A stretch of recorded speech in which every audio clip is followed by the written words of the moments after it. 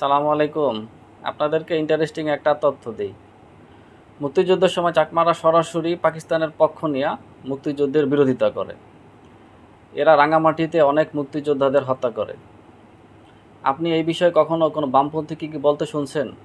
এই বিষয়গুলো কখনো তারা তুলে ধরছে? ইভেন তারা কখনো তাদের কাছে শুনছেন যে এই চাকমারা রাজাকার, এরা দেশদ্রোহী?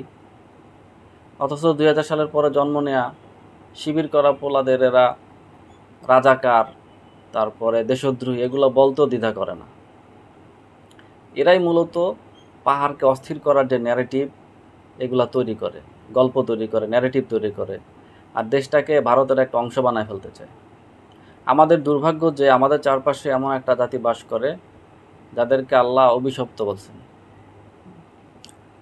এরা এবং এদের এদেশীয় দোসররা মিথ্যা ছড়াতে এবং মিথ্যা বয়ান তৈরি করার লোক ওস্তাদ। এজন্য আমাদের সঠিক ইতিহাসগুলো জানতে হবে, এদের এই ন্যারেটিভের ভিত ভাঙা দিতে হবে, নতুবা তারা আমাদেরকে শীঘ্রই গ্রাস করে ফেলবে। ইনকিলাব জিন্দাবাদ।